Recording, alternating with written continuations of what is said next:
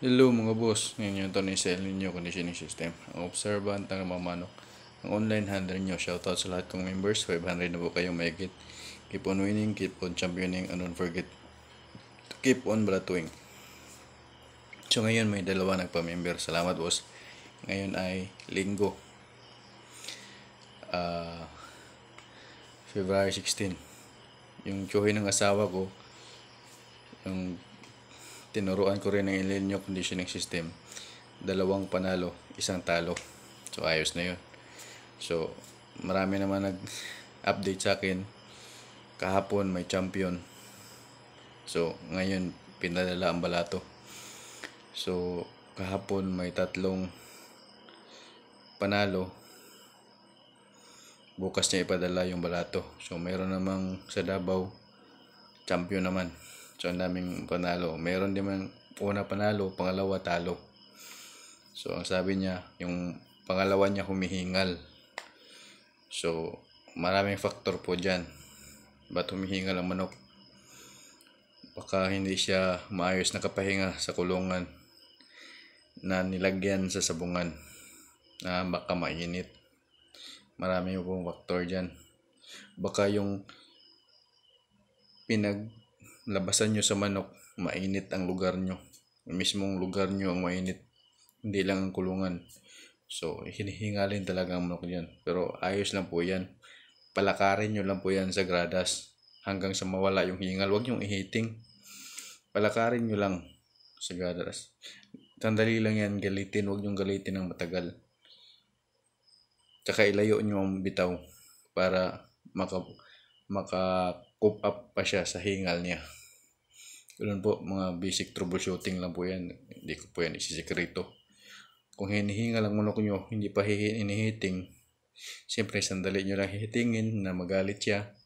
Pagkatapos niya magalit, kung bitawan nyo na, ilayo nyo para kukuha mo na siya ng hangin para yung hingal niya mabawasan, para ang pwersa niya bubalik malakas pa rin. Kung naka-El Nino conditioning system ka, malakas talaga yan. Unang palo, nakakauna yan. Kahit medyo may kundi kang hingal, madali lang naman yan eh. Yung mga nakikita ko, hinihingal na ang manok sa paghihiting, nanalo pa. Basta maayos mo lang kinondisyon ng manok. Yung paghingal ng manok, yung paghingal niya, madali lang yan mabalikan yung hangin.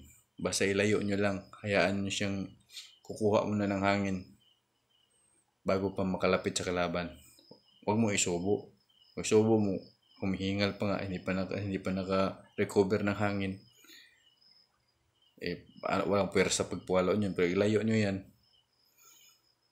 May panahon ba siya papagaspas para pupundo ng hangin?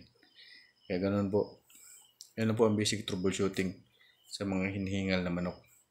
Huwag nyong tagalan ang paghiting. Kung hinihingal na siya, palakad-lakarin nyo para makakuha ng bagong hangin, preskong hangin. At kung bitawan nyo, ilayo nyo para makakuha pa siya ng preskong hangin. May time pa siya para hihina yung hingal niya. Kaya ganun po ang troubleshooting pag hinihingal ang manok. Kaya dito sa El Nino Conditioning System, lamang po kayo sa panalo. Daming ng champion ngayon lang na linggo, daming ng champion. May nag-back to back na. Hindi pa yon si handler ha. Taga-patuka lang yun. Nangutang ng pambayad sa akin. Pag unang salang, champion agad. Sunod linggo, champion agad. Kasi yung handler nila, umalis. Handler na yung tsuhin niya, umalis siya, taga-patuka lang. So nagpaturo siya sa akin, pamember. Fully paid agad. Na malato pa 2 beses na. Back-to-back champion na siya. Hindi siya handler, taga-patuka lang. Dali lang po matutunan ng sistema ko. Kaya sa gusto matuto sa El Nino Conditioning System, magpamember na kayo. Restricted po ako sa Facebook. Nire-report po ng mga naiinggit sa akin. Ba't kayo mainggit kung hindi effective yung turo ko? Naiinggit kayo kahit dahil effective. Ang daming nagpapanalo. So,